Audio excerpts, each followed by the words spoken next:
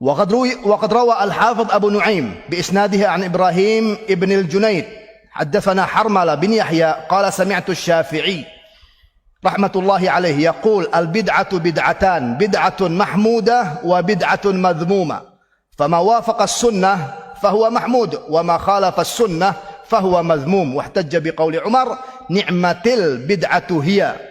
Di sini Al-Imam Al-Hafidh Ibnu Rajab Al-Hambali rahimahullahu taala mulai menjelaskan tentang pendapat Al-Imam Syafi'i rahmatullahi alaih.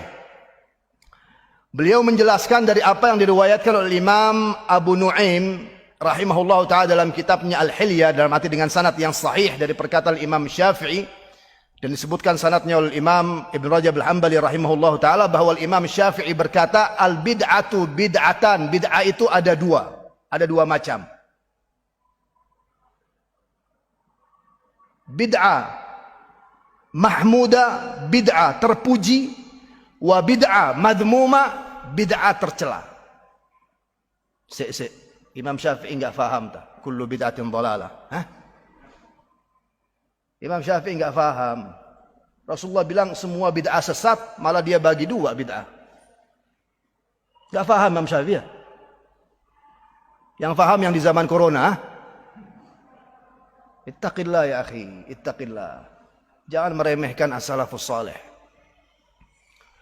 Ini yang benar-benar as-salafus salih yang kita sebut as-salafus salih ini. Jangan diremehkan mereka ini. Jangan direndahkan ilmu mereka.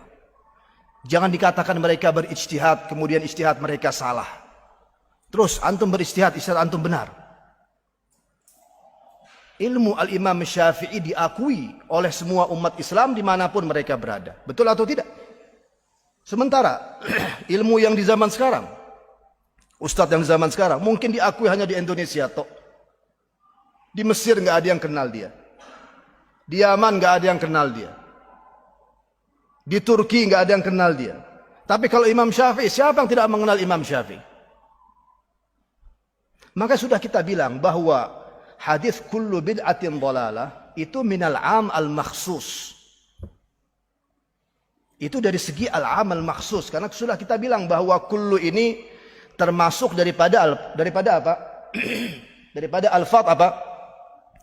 Alfaz al umum. Dalam arti termasuk dari lafaz, ucapan, kalimat yang maknanya itu umum, kullu.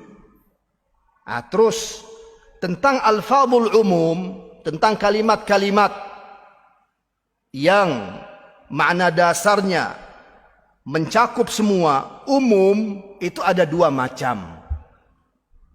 Al-am al-makhsus, al-amul makhsus, sama al-am al-muradu bihi al-khusus. Am yang dikhususkan dan juga am, umum yang dikhususkan, itu yang pertama. Yang kedua, umum yang dimaksudkan akan tapi secara khusus. Nah, ini tertulis di mana? Ini bukan tertulis di matematika atau tertulis di ilmu filsafat, tidak. Ini tertulis dalam ilmu usulul fiqh. Usul fikih. Di antaranya sudah kita bilang dalam kitab Lubbul Usul dan juga Ghayatul Usul Syarah Syekhul Islam Zakaria Al-Ansari rahimahullah ta'ala.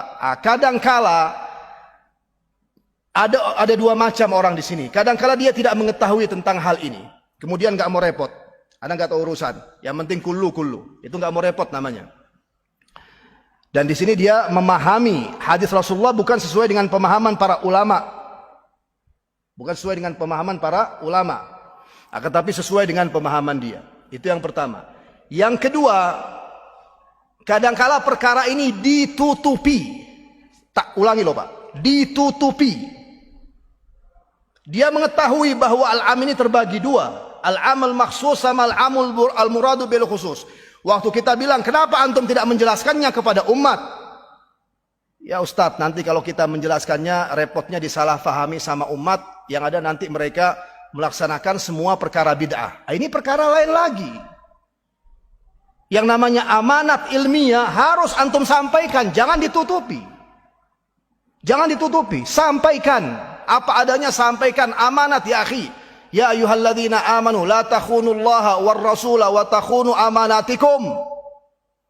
Hai orang-orang yang beriman, janganlah kalian berkhianat kepada Allah, janganlah kalian berkhianat kepada Rasulullah, dan jangan berkhianat kepada Al-Quran, jangan berkhianat kepada As-Sunnah, dan jangan berkhianat kepada amanat-amanat yang Allah berikan kepada kalian, di antaranya ilmu agama. Ilmu agama amanat atau bukan amanat, Pak? Ilmu syariat amanat atau bukan amanat? Amanat, sampaikan apa adanya. Yang mau ngeritik-ngeritik, yang nggak setuju. Tidak apa-apa, wong kita juga hidup di negeri demokrasi. Akan tapi jangan ditutup-tutupi.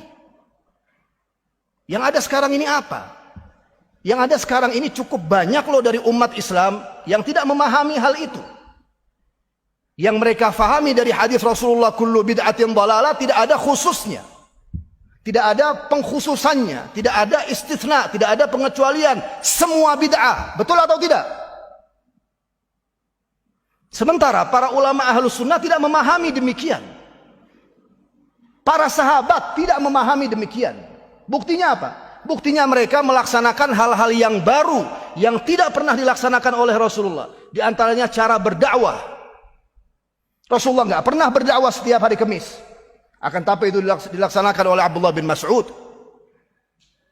Rasulullah nggak pernah berdakwah dengan waktu yang ditentukan setiap satu pekan 2 kali, setiap satu pekan 1 kali, atau 2 kali, atau 3 kali. Akan tapi itulah yang dianjurkan oleh Abdullah bin Abbas kepada murid-muridnya, dan itu di Sahih Al-Bukhari. Dengan contoh yang tidak ada dari Rasulullah ini, yang tidak ada contohnya dari Rasulullah, yang caranya tidak dipraktekkan oleh Rasulullah dalam berdakwah.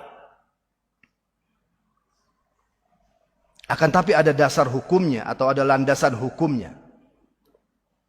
Yang dikaji itu sama, agama Islam, syariat Islam, Al-Quran dan juga As-Sunnah. Jelas hadirin yang dirahmati Allah? يا قلب قد كان يوما كلام ربي ضياك وكنت تهفو لأخرى وجنة